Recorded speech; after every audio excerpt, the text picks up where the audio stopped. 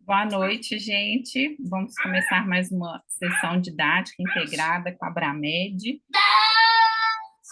Hoje a gente tem um convidado muito especial. Já estou vendo aqui no chat vários comentários carinhosos. Matheus, obrigada pela presença. É todo seu aqui. Bom, obrigado, Nath. Boa noite para todo mundo. Bom, para quem não me conhece, meu nome é Matheus.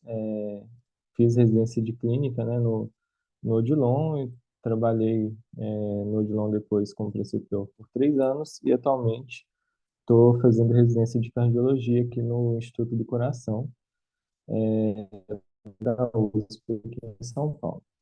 E hoje a gente vai falar um pouquinho aí sobre as bradiarritmias na sala de emergência, sobre o diagnóstico aí das principais condições e o manejo inicial, né? Antes de mais nada, né, é importante a gente definir aí o que é bradicardia, né? A gente sempre pensa, acho, inicialmente, né, numa frequência cardíaca abaixo de 60, mas existe dúvida, né, assim, um pouco de debate com relação a esse limite. Alguns autores, né, inclusive no Brown, né, que é meio que a Bíblia aí da cardiologia, colocam uma frequência abaixo de 50 para definir bradicardia.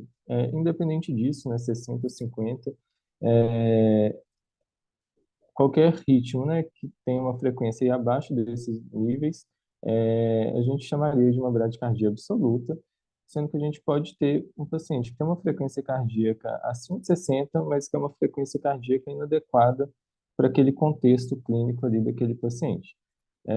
Isso a gente pode chamar aí de bradicardia relativa, né? A gente pode pensar ali naquele paciente idoso, né, que usa beta-bloqueador e que chega com choque hipovolêmico, que está desidratado porque está com diarreia e super seco, super desidratado, hipovolêmico, mas apesar disso ele está ali com uma frequência de 70 porque ele usa um beta-bloqueador.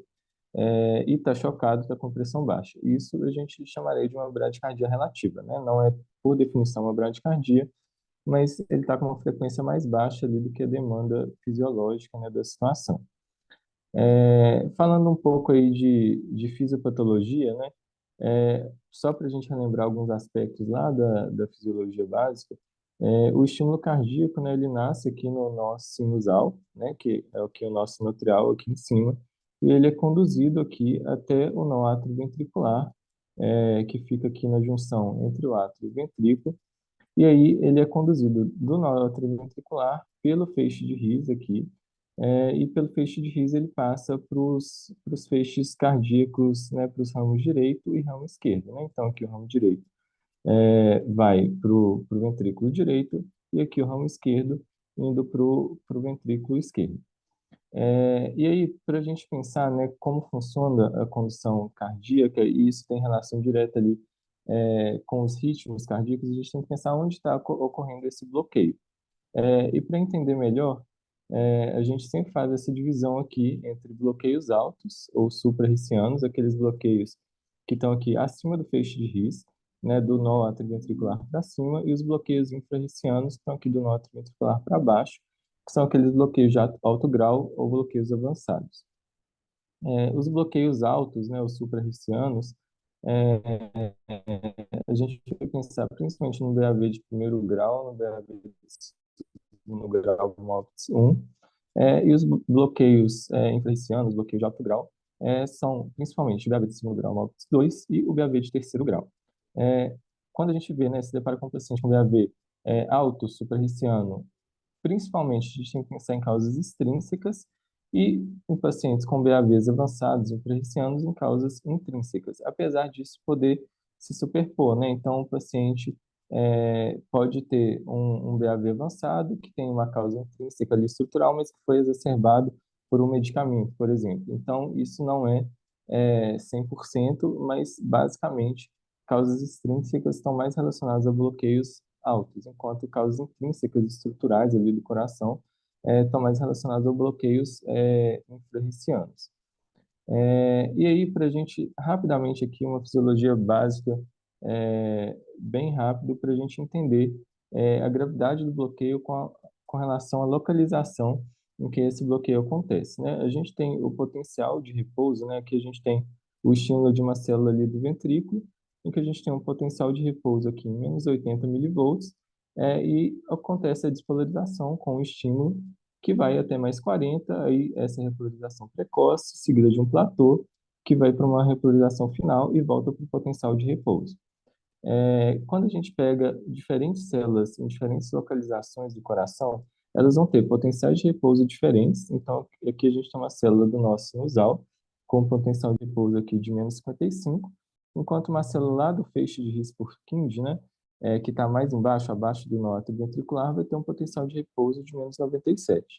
E o que que isso significa, né? Significa que o automatismo aqui do nosso sinusal, que é onde surge o estímulo, né, cardíaco no paciente normal, ele é muito mais fácil de acontecer do que se eu depender do automatismo aqui do feixe de His-Purkinje. Ou seja, bloqueios que acontecem mais altos, eles atingem, né, células de automatismo maior, então elas despolarizam mais facilmente. Então, apesar de eu ter um bloqueio, ter uma lesão, eu vou ter um batimento cardíaco, uma frequência cardíaca maior do que se esse bloqueio acontece abaixo aqui do nó ventricular. Então, em bloqueios mais baixos, eu vou ter mais dificuldade para despolarizar, um automatismo menor, e aí frequência cardíaca mais baixa, consequentemente, esses bloqueios vão ser mais graves. Aí a gente tem diferentes tipos de bradicardia, né? Com diferentes prevalências e grau de relevância clínica. Eu vou falar um pouquinho de cada um deles, focando nos mais importantes. Então, a gente tem desde as brades sinusais, passando pela arritmia sinusal, e aí dentro de arritmia sinusal, a gente tem pausas sinusais e o bloqueio sinoatrial, que é pouco falado, eu vou só pincelar aqui rapidinho. A doença do nosso sinusal, que a gente conhece, tem muito contato aí, né, na prática clínica, no dia a dia. E, por fim, os bloqueios atrioventriculares, para a gente fechar, que são os mais famosos, que têm maior relevância clínica de fato, né? É o BAV de primeiro grau, segundo grau, MOPS 1 e 2, e o BAV de terceiro grau, ou BAV total. Começando aí pela bradicardia sinusal, né? Acho que todo mundo não tem muita dificuldade aí em identificar.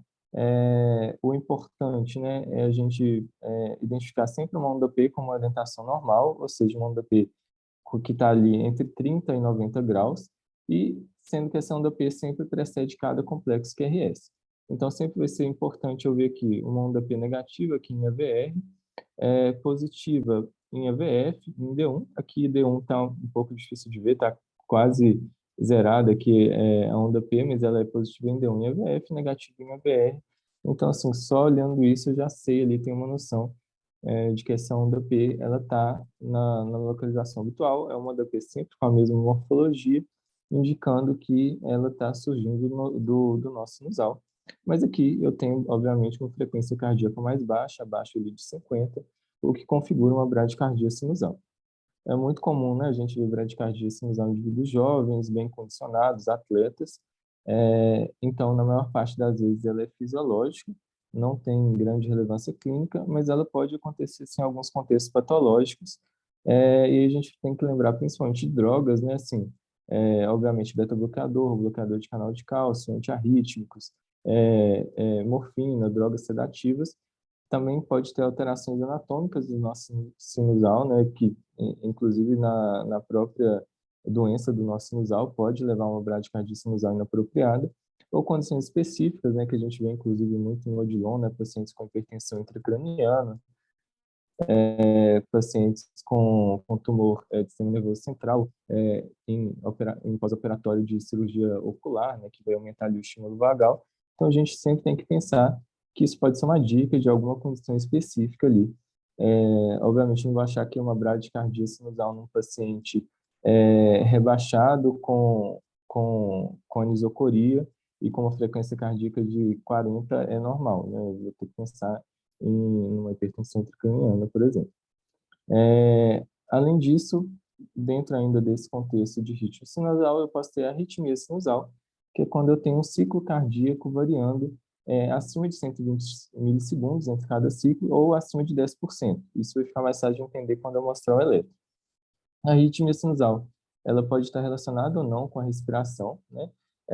Então, quando eu faço a expiração, né, quando eu faço Valsalva, eu aumento ali o estímulo vagal, então a frequência cardíaca cai, e o intervalo entre as ondas P aumenta. Quando eu faço a inspiração, pelo contrário, eu tenho uma inibição ali do estímulo vagal, a frequência cardíaca sobe, o intervalo entre as ondas P cai. Ela é fisiologicamente normal, mas eu tenho que lembrar de algumas condições aí que podem causar arritmia sinusal, principalmente digitálicos e morfina, né? Intoxicação por essas drogas pode causar arritmia sinusal. E aqui um eletro clássico, né, de arritmia sinusal, em que aqui, entre essas duas ondas P, né, eu tenho aí mais ou menos 760 milissegundos, enquanto entre essas outras duas ondas P, eu tenho 1.200 milissegundos. Então, a gente vê que é um ritmo sinusal, né, toda onda P aqui precede um QRS, mas não é um ritmo regular.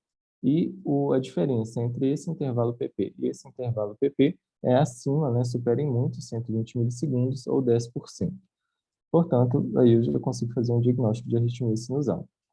A pausa sinusal, ela tem relação aí direta, pode ter relação direta com a arritmia sinusal, né? Ela acontece quando o nó sinusal ele deixa de simular o coração por um período, e é o que a gente vê aqui nesse exemplo, né? Aqui a gente tem uma onda P conduzindo o QRS, aqui essa onda P conduz o QRS, PQRS, PQRS, e aqui eu tenho uma onda T, né? E aqui eu tenho um período sem a onda P, em que, ou seja, o nosso sinusal ele parou de estimular ali o coração por um tempo, e isso é o que eu chamo de pausa sinusal. Tem várias causas, né, para pausa sinusal que podem ser patológicas, desde infarto, principalmente infarto de parede inferior, acometendo VD, doença do nó sinusal, paciente com hipersensibilidade de seio carotídeo, intoxicação ditálica de novo, apneia do sono, pacientes com tônus vagal excessivo, tudo isso pode causar uma pausa sinusal. Eu tenho que ajustar isso para o contexto clínico do paciente. E é importante lembrar, para a gente diferenciar da próxima condição que eu vou falar, que o intervalo entre a onda P da pausa, ou seja, o intervalo entre essa onda P e essa onda P, não pode ser um múltiplo do intervalo PP de base. Ou seja, ele não pode ser exatamente 2 vezes, 3 vezes o intervalo PP de base. Por que isso? Porque existe uma condição muito incomum, assim, muito difícil de eu diagnosticar e que nem tem tanta relevância clínica. Então, vou só falar aqui para ser um diferencial mesmo para vocês conhecerem, mas que não é algo tão comum e muito menos fácil de diagnosticar, que é o bloqueio sinoatrial, que é quando o estímulo do nó sinusal ele é bloqueado perto da origem, ou seja, o nó sinusal está funcionando, ele manda um estímulo, só que esse estímulo é bloqueado logo aqui bem perto da origem. Então, eu não vejo onda P no eletro. E eu tenho uma pausa ali da condição do ritmo cardíaco. Então, esse bloqueio sinoatrial ele é dividido em 3 tipos. O tipo 1, vai ter o fenômeno de Wenckebach, que a gente vai ver aqui. O tipo 2, eu vou ter intervalos PPs que são múltiplos de 2, 3 ou 4. E o tipo 3 é praticamente impossível assim, diagnosticar pelo eletro só. Por isso eu nem vou detalhar muito aqui.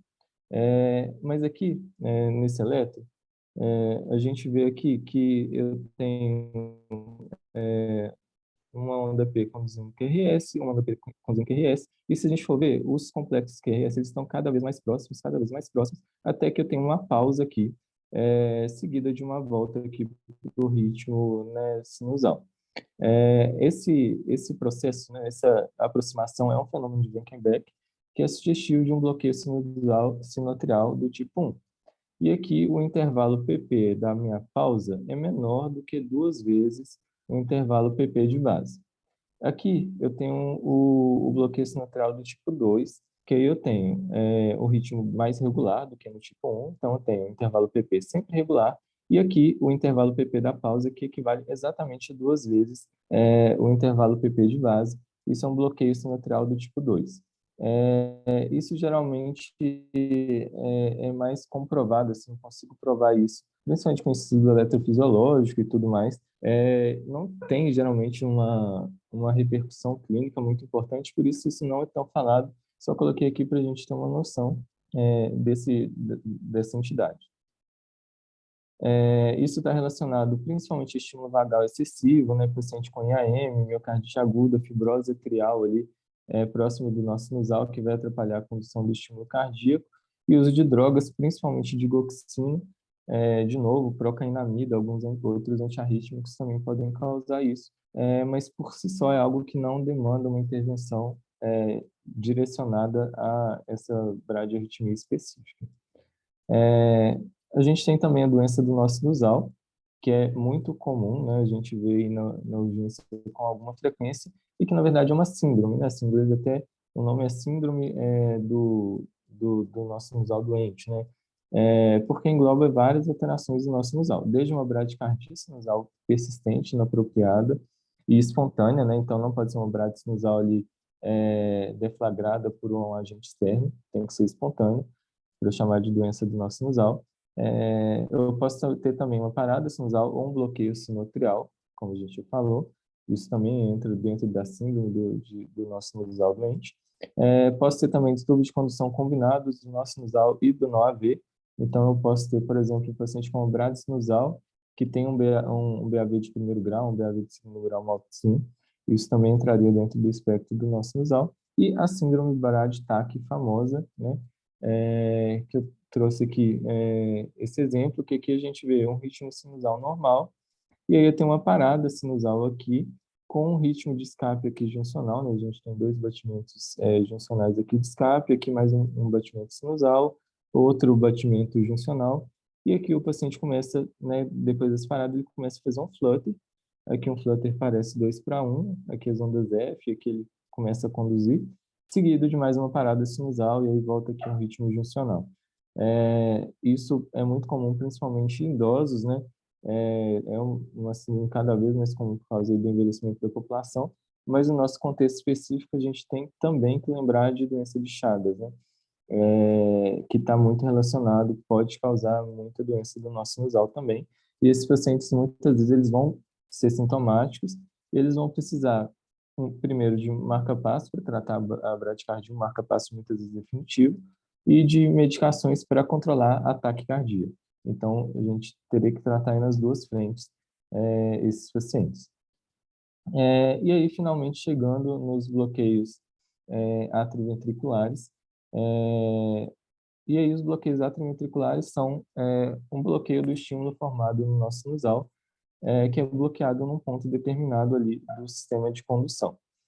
Então, esse bloqueio ele pode ser acontecer desde lá em cima no nó AV, passando pelo feixe de His, ou em casos mais graves, lá embaixo, lá nos ramos interventriculares, né, no ramo esquerdo e no ramo direito.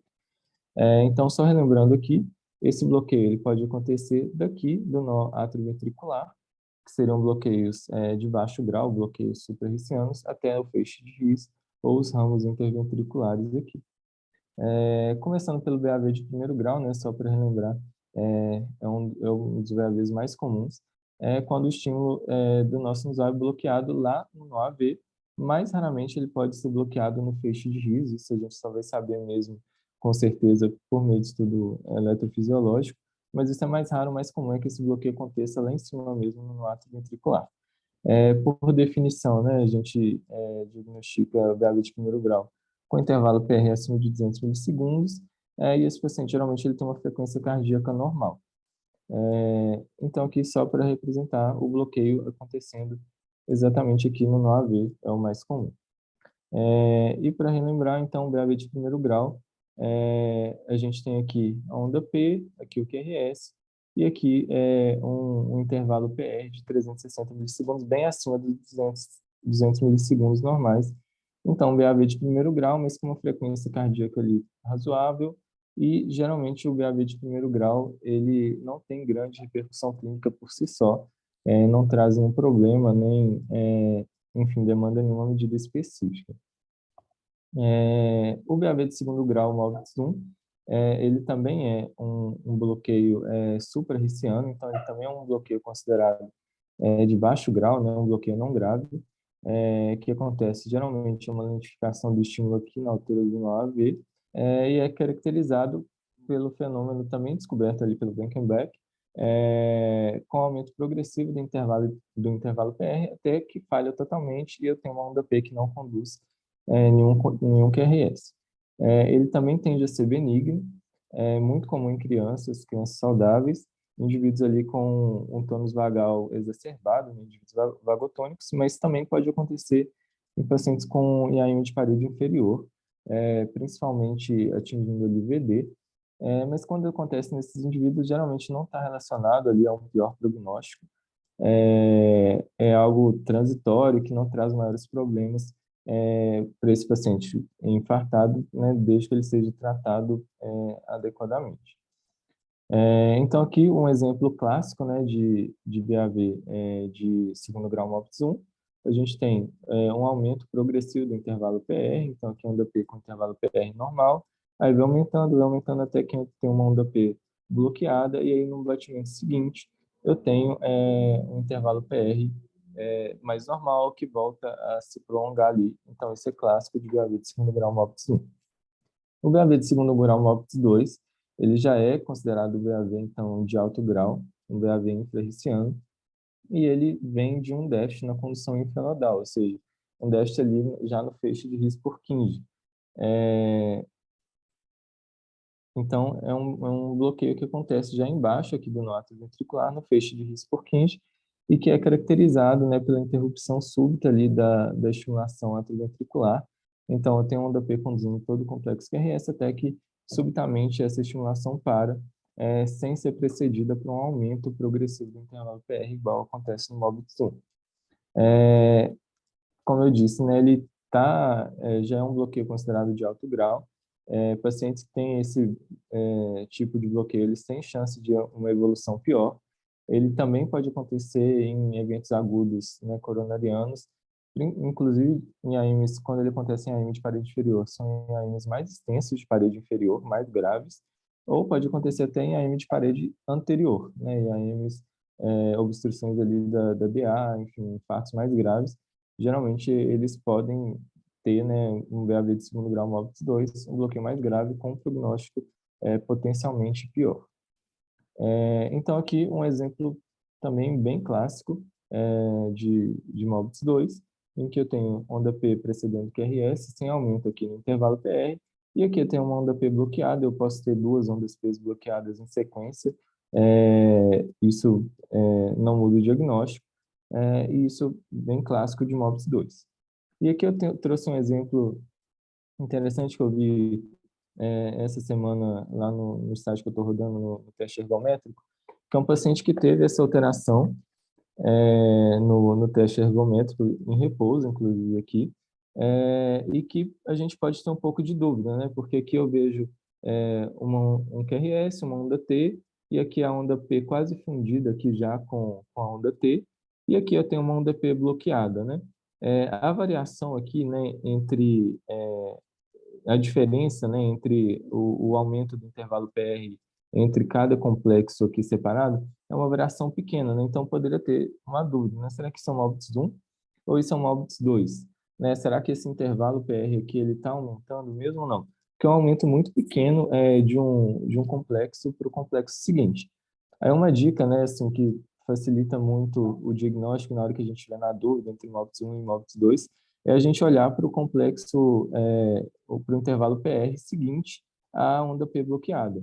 Então, aqui eu tenho um intervalo PR aqui bem normal, né, que por volta ali de 200 milissegundos, e aí se eu for comparar esse intervalo PR com o intervalo PR imediatamente antes da onda P bloqueada, eu vou ver que esse intervalo PR aqui é muito maior do que o intervalo PR que eu vejo aqui no complexo seguinte à onda P bloqueada.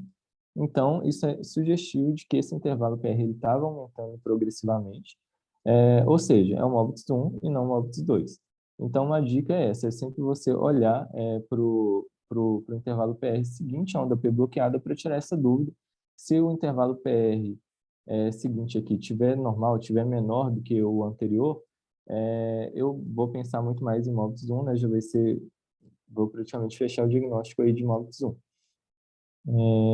Bom, e por fim, a gente tem as VAVs de terceiro grau, os bloqueios atrioventriculares totais, né, os VAVTs, que é o tipo mais grave de bradicardia, tem uma dissociação completa entre o estímulo do átrio e do ventrículo. É algo que acontece, é um bloqueio infranodal, né, então abaixo do nó AV, em que eu vou ter um estímulo surgindo aqui do átrio e um outro estímulo surgindo do ventrículo. Geralmente, o meu ritmo de escape aqui do ventrículo vai ser menor do que o ritmo da despolarização atrial, então eu vou ter um ritmo atrial independente do ritmo ventricular completamente dissociado.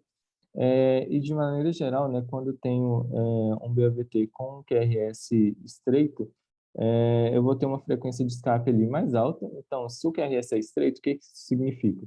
Significa que esse estímulo ventricular está surgindo um pouco mais alto no ventrículo.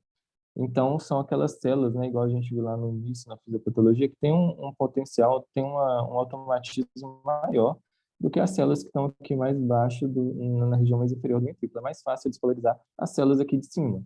Então, vão ser despolarizações com QRS mais estreito, e geralmente eu vou ter frequência de escapes maiores, né, entre 40 e 60. Agora, se o estímulo surge lá embaixo, no ramo esquerdo ou no ramo direito, que seja mais inferior, são células mais difíceis de serem despolarizadas, com automatismo menor, e eu vou ter uma frequência de escape mais baixa, frequência de escape de 40, 30, até menos do que 30. Então, BAVs totais, né, com QRS largado, geralmente são bem mais graves, têm frequência de escape mais baixa. E aí, são diversas as causas, né, de BAV total. Doença coronariana, né, seja aguda ou crônica, principalmente no contexto agudo, doença valvar, pós-cirurgia cardíaca, né, pacientes pós-cirurgia cardíaca, muitas vezes já saem do bloco cirúrgico com marca-passo, porque a chance desses pacientes terem BAV total durante a cirurgia é muito grande, pacientes com chagas, com colagenose, doenças infiltrativas neuromusculares e também o uso de agentes cronotópicos negativos podem até causar VAV total. Então, são várias as causas e é importante na anamnese a gente tentar identificar o que pode ter acontecido para causar essa alteração. Isso vai fazer parte do nosso tratamento. Então, aqui um exemplo clássico de VAV de terceiro grau, em que eu tenho um ritmo atrial aqui com a seta preta aqui em cima, que é totalmente independente do ritmo ventricular, que é esse aqui com a seta cinza. Algumas ondas P elas podem cair aqui no meio da onda P, podem cair no meio do QRS, enfim. E aí vai ser uma dissociação completa, só que é regular, né? A distância, o intervalo PP é sempre o mesmo aqui, da mesma forma que o intervalo entre os complexos QRS é sempre o mesmo. Então, isso caracteriza essa dissociação atrioventricular. Só que eu posso ter também BAV de terceiro grau em pacientes com ritmo de base que não é sinusal. Então, aqui nesse exemplo, a gente tem um BAV de terceiro grau no paciente com flutter. Então, eu tenho o ritmo aqui de flutter normal, e eu tenho uma frequência cardíaca aqui em torno de 40, né? Totalmente dissociado. É até difícil, né, a gente diferenciar aqui, no caso, um flutter aqui, sei lá, 5:1 de um BAV total, mas era um paciente que se apresentava bradicárdico, provavelmente ele já fazia ali algum flutter de base, e que teve um BAVT, e aí o ritmo atrial dele de base era o flutter. E aí apresentava esse eletro, que não é o mais comum da gente ver no paciente com BAV de terceiro grau, mas pode acontecer. E se a gente pode ter um paciente com um BAV total, com ritmo atrial sendo flutter, a gente pode ter também um paciente com BAVT com ritmo de base, que é uma FA. Então, a gente pode ter FA com ritmo regular, né? Então, aqui a gente tem um paciente com ritmo atrial de base, que é uma fibrilação atrial e que tem regularidade aqui dos complexos QRS. Por quê? O ritmo de escape dele é ventricular, é um ritmo de base aqui de escape muito baixo, abaixo de 40, mas é um ritmo regular. Então, paciente com FA e com BAVT. Então, se a gente vê um paciente com FA com ritmo regular, uma frequência baixa, a gente, obviamente, vai pensar que esse paciente está fazendo um BAVT e a gente vai ter que tratar, né, isso de acordo. Então, a gente, né, já pincelou as principais possibilidades diagnósticas de bradicardia, né? E aí, como que é feito, então, o manejo na emergência? Essa parte que eu tirei muito do livro da emergência aqui do INCOR, que foi lançado recentemente, e tem algumas dicas que eu achei muito interessantes, assim. Então, a gente identificou um paciente com uma frequência cardíaca abaixo de 60, inadequada para o contexto clínico. A gente leva esse paciente, claro, para a sala de emergência, faz ali o ABCDE, monitoriza, dá oxigênio se precisar, e faz a anamnese e o exame físico direcionado por meio do ABCDE. Na anamnese é sempre importante a gente verificar se esse paciente usa algum medicamento específico que pode estar relacionado àquela bradicardia. Então, é importante sempre lembrar de perguntar sobre o uso de digoxina, beta-bloqueador, bloqueador de canal de cálcio, lítio, amiodarona, antiarrítmicos, propafenona, procainamida, porque isso altera alguns detalhes lá da conduta. Então, isso é uma das coisas principais durante a nossa anamnese que pode direcionar o nosso tratamento. Feito isso, a gente vai ver se o paciente tem sinais ali de ou sintomas de baixo débito.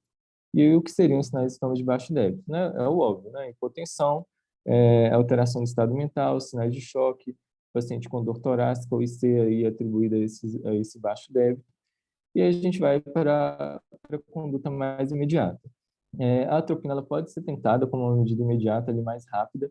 Ela pode ser feita ali 1 miligrama EV em bolos, de 5 em 5 minutos até 3 vezes. Mas enquanto isso, principalmente se for um BAV avançado, um BAV de alto grau ali, abaixo do nó atrioventricular, a atropina não vai resolver, né? Porque a atropina, o que ela faz é reduzir ali o tempo, o período refratário do nó AV. Então, ela vai adiantar se o bloqueio acontece ali a nível do nó AV ou acima dele. Se acontecer abaixo, ela vai alterar o período refratário ali do nó AV, mas não vai mudar nada. Pode eventualmente até piorar a bradicardia. Então, a atropina pode ser uma tentativa, mas desde que eu já esteja preparando ali as medidas que realmente podem melhorar um paciente com um BAV avançado, com a bradicardia mais grave. Que aí são 3 opções que são consideradas aí equivalentes, não é muito claro se alguma é superior à outra. Pode ser preparado tudo ao mesmo tempo ali para ver o que vai ser mais efetivo, também o que vai aparecer primeiro. Que seria o marca-passo transcutâneo, sempre lembrando ali de preparar junto também a sedação para o paciente. Adrenalina na dose de 2 a 10 microgramas por minuto, ou a dopamina de 2 a 20 microgramas por quilo por minuto. E aí, depois que eu fiz isso, depois que eu fiz as medidas iniciais, coloquei o paciente no marca-passo transcutâneo, ele está bem adaptado, ou comecei a adrenalina, ou comecei a dopamina, e ele está estabilizado, né, está tranquilo, e melhorou aqueles sinais de baixo débito, aí eu vou preparar e vou avaliar a punção do marca-passo transvenoso. Aqui, assim, o marca-passo transvenoso, ele é importante a gente, né, frisar que ele leva um tempo para você preparar, né? Para você buscar o marca-passo, para você se preparar, para você fazer a punção, impactar, tudo isso demora. Então, antes de começar, né, assim, de fato, a punção e o implante do marca-passo transvenoso, é importante que o paciente já esteja estabilizado, porque se eu estou pensando em implantar um marca-passo transvenoso, esse paciente ele é grave, então ele não pode esperar ali o tempo até eu conseguir impactar aquele marca-passo, pode ser rápido, mas pode demorar um pouco e esse tempo pode ser precioso. Então, é importante a gente focar nessa parte aqui de estabilizar o paciente antes da gente ir para, de fato, um implante ali do marca-passo transvenoso. E aí a gente sempre tem que pensar junto disso de fatores agravantes, né, que podem estar piorando é, essa bradicardia. Então, distúrbios hidroeletrolíticos, ácido básicos, né, pacientes com disfunção renal podem fazer esse tipo de alteração muito importante, então tem que pensar em tratar isso. Então, pacientes hipoxêmicos, pacientes com infarto, pacientes hipotérmicos, por exemplo, também podem evoluir para bloqueios, né, para bradiarritmias avançadas. Então, tem que pensar nesses fatores agravantes que podem estar piorando a condição do paciente para eu tratar aquilo de uma maneira mais específica. E aí, se o paciente estiver estável, né? Se o paciente estiver estável, não precisa correr tanto. E aí eu vou avaliar mais individualmente com mais detalhes. Se esse paciente ele usa alguma medicação cronotrópica negativa ou ele tem um BAV 2 para 1, e aí eu não falei do BAV 2 para 1 lá atrás, né? Mas o BAV 2 para 1 ele tem uma chance maior de reverter com atropina. E aí, nesse caso, eu vou me perguntar se ele usa medicação cronotrópica negativa ou tem um BAV2 para 1, eu vou ver, ele tem uma disfunção de ventricular esquerda, ou seja, ele tem uma fração de ejeção reduzida ou tem coronariopatia.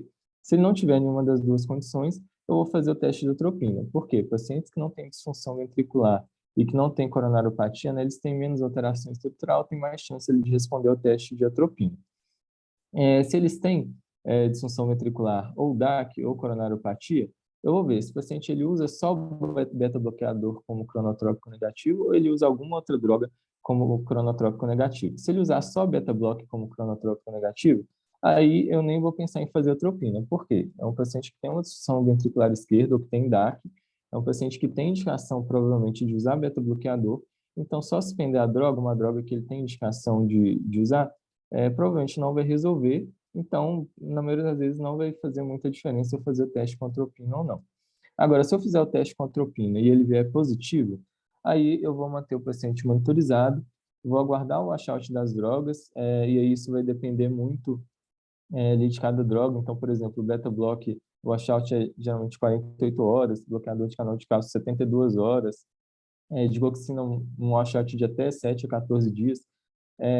Então, eu vou aguardar esse washout das drogas e manter o paciente monitorizado, porque se o paciente respondeu ao teste de atropina, é um bloqueio provavelmente de mais baixo grau, é um bloqueio acima ali do NOAV, e que ele tende a melhorar com o tempo, com esse washout.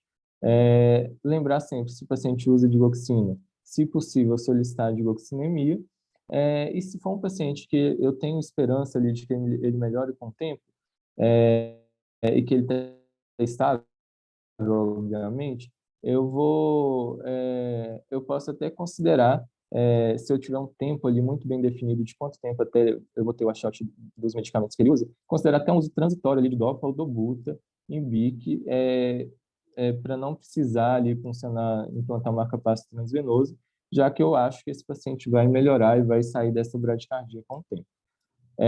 Tem outros critérios também que a gente usa para considerar o marca-passo transvenoso, que aí são bloqueios mais graves com frequência abaixo de 40, com QRS acima de 120 ou com QT longo. Esses são bloqueios geralmente mais malignos ali, que não devem melhorar espontaneamente, que deixam o paciente mais sintomático. E aí, só algumas observações aqui rápidas sobre o marca-passo transcutâneo e o transvenoso.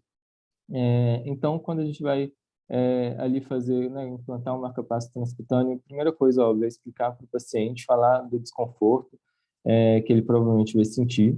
E aí, depois de ligar o desfibrilador, eu vou colocar os eletrodos do eletrocardiograma no paciente, para conseguir monitorizar esse paciente, ligar ele no cabo do ECG lá do desfibrilador, ajustar para conseguir ter uma boa visibilização ali do eletro no desfibrilador, para eu conseguir manejar bem o marca-passo transcutâneo, aplicar as fases do marca-passo. E aí, é interessante notar que na parada, né, a gente faz aqui como na letra A. A gente coloca uma pá aqui à direita, próxima à clavícula, e a outra pá aqui à esquerda, mais embaixo ali do amigo.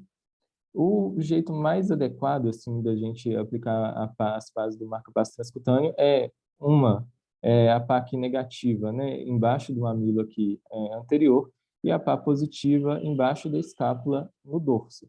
Porque assim eu vou conseguir uma estimulação com uma menor energia, né, vai ser menos desconfortável para o paciente. Eu vou conseguir estimular ele mais fácil com uma amplitude menor. Então, o ideal é sempre tentar fazer assim. Se não for possível, eu posso colocar como a gente faz na PCR mesmo. E aí, depois disso, eu conecto os cabos ao desfibrilador e vou configurar, né? Geralmente, a gente começa aí com uma frequência de 70 por minuto. Começamos aí com uma energia de 30 miliamperes, a gente vai aumentando de 5 em 5 ou de 10 em 10, até a gente chegar ao limiar de estimulação, ou seja, até a gente ver cada espícula ali conduzindo no QRS, e até a gente conseguir palpar pulso relacionado àquele QRS.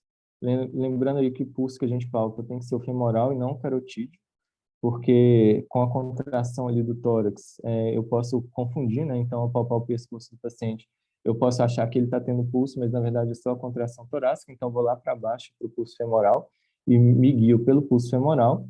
E aí, quando eu achei ali o limiar de estimulação, eu vou manter a energia ali acima do limite de 5 a 10 miliamperes, só para garantir mesmo que eu não vou ter perda ali de captura. E vou colocar um modo de estimulação, pode ser demanda ou fixo. Se for um paciente ali com uma frequência de escape muito baixa, que está instável, eu vou deixar fixo para garantir ali que ele sempre vai manter aquela frequência que eu coloquei no desfibrilador, na capacidade transcutânea. Lembrar, óbvio, da sedação. Geralmente aqui é feito morfina mesmo, ali de 2 a 4 miligramas, enquanto não é providenciado o marca-passo transvenoso, mas existem outras opções desde que o paciente esteja confortável, é válido. Aí, só alguns detalhes, eu não vou falar o passo a passo do implante do marca-passo transvenoso, porque senão a aula ficaria muito longa e, enfim, acho que é melhor ver um vídeo no YouTube para ser mais ilustrativo. Mas só alguns detalhes, algumas dicas que eu não sei se todo mundo conhece, que poderiam ajudar aí na passagem do marca-passo transvenoso. Primeira coisa, aqui a gente vê no próprio marca-passo, né, tem essa angulação aqui, que é uma dica que eles dão para você fazer uma angulação ali na ponta do marca-passo de 20 a 30 graus e em direção anterior, né? Porque isso facilitaria a impactação no ápice do ventrículo direito, né? Então, ao invés de deixar ele retinho como ele vem, você dobra ali uns 20, 30 graus de angulação aqui para facilitar a impactação do marca-passo. Outro detalhe aqui interessante que a gente vê que eles usam dois monitores na hora de passar o marca-passo. E por que eles fazem isso? Porque um monitor fica aqui ligado no paciente e o outro monitor ele vai ficar ligado no marca-passo desligado. Então, quando a gente passa o marca-passo, esse marca-passo ele está desligado e eu ligo ele em um segundo monitor para eu conseguir ir acompanhando o QRS para eu saber quando o marca-passo chegou lá no ventrículo direito. Por quê? Porque às vezes que eu já vi, né, assim, no Odeon mesmo, eu só passei marca-passo nesses anos todos uma vez e a gente sempre, eu pelo menos sempre vi sendo feito com o marca-passo ligado, né? Estimulando. A gente via pelo monitor do paciente onde que esse marca-passo estava, a gente tinha uma noção. O grande risco, né, de fazer passar o marca-passo com ele ligado é de você estimular a TV, né, taquicardia ventricular, e mesmo que ela seja curta, né, mesmo que você reposicione ali rápido o marca-passo, essa TV ela pode gerar uma instabilidade, ela pode degenerar para FV, enfim, no mínimo desagradável, né? Então, essa dica de passar o marca-passo com ele conectado no segundo monitor para a gente ter uma noção de onde ele está, evita, né, diminuir bastante o risco da gente induzir uma TV durante a passagem do marca-passo.